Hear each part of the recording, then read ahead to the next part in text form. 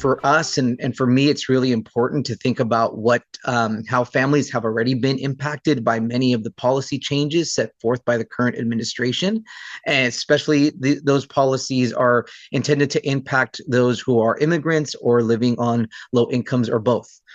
In this previous fiscal year from 24 to 25, we served 917 caregivers and children. 57% of them identify as Latino or Latina, and nearly half speak Spanish as their primary language. Just to add a little bit more context in terms of just San Mateo County, nearly 17% of the children live in San Mateo County live in families with incomes below 200% of the federal poverty level. So as you can imagine, we've seen a rise in fear, anxiety, and toxic stress among the caregivers we serve. And it's just really driven by the uncertainty around benefits, housing, immigration policies.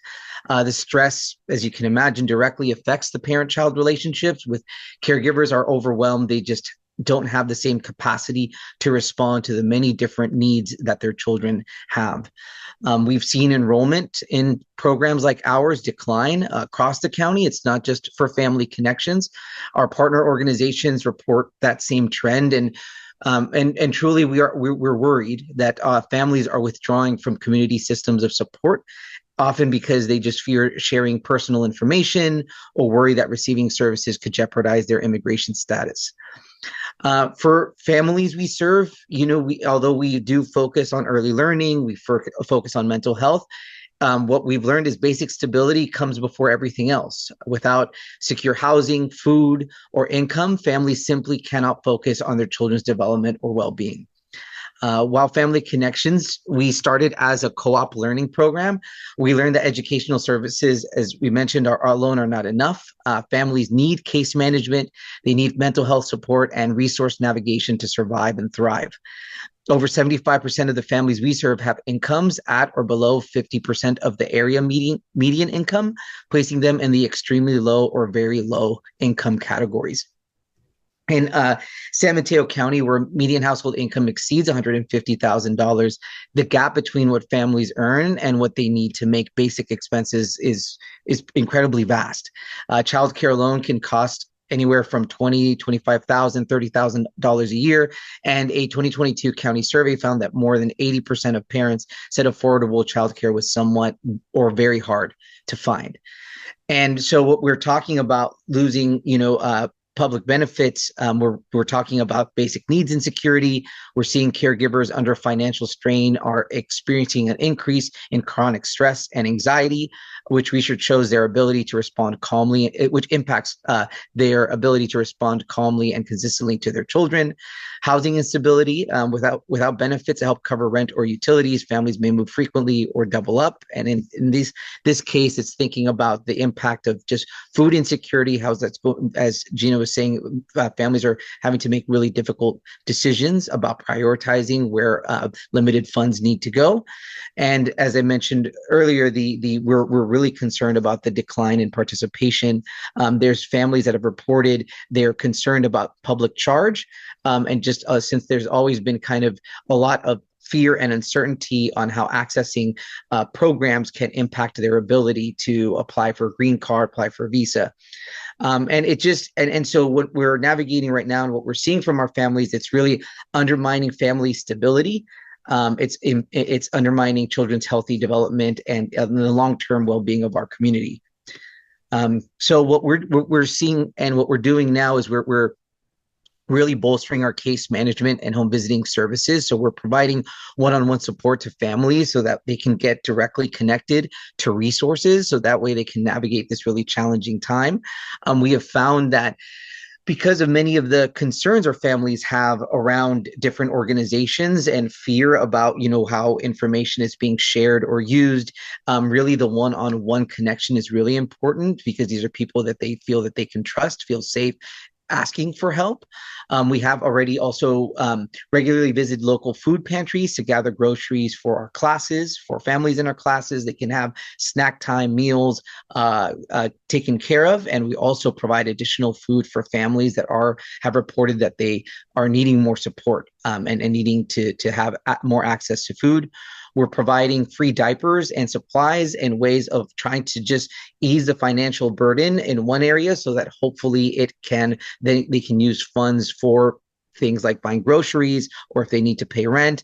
And we've also our expansion of early childhood mental health programming has allowed us to reach more families, connecting them to counseling, classroom support, and ultimately also case management. The last thing, just to conclude, is I will say it's been very difficult. It's not just for our families, but it's also for our staff. We've a lot of nonprofits, not just ours, has really championed for, I would say, a long time, hiring and recruiting staff who are part of our communities. And what that means is that the impact of things that are happening don't no longer just impact our families or the ones we serve. They impact our staff. They impact the people they care about, and they're still finding ways to show up for our families and for the community.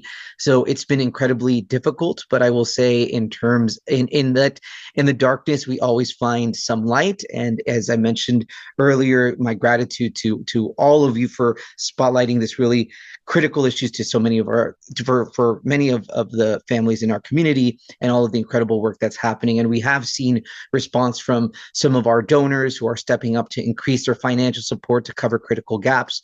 Foundations are also offering emergency grants, which have been really helpful in terms of just providing minimal information to just get the money out as quickly as possible to families that need it. And we've also seen how San Mateo County is providing emergency funding as well, resources and multilingual outreach to ensure families know how to access help. Families are already fearful of reaching out to support, especially, I would say, large gatherings, or if like they're saying like, hey, come to this food bank, areas where there's more visibility.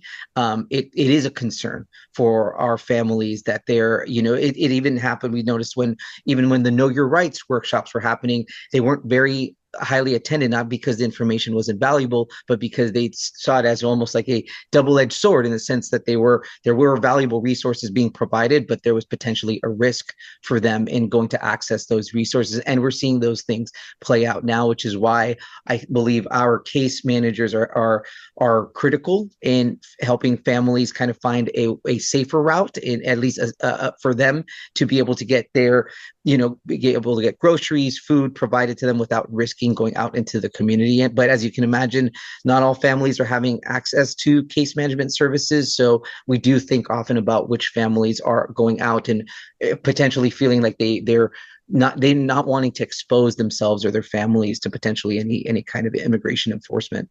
And I would say to our families is that we are. I will. This is really difficult, but I would also say I can't help but be grateful, even in these moments of that are difficult, that our community and our county is responding. We want to help.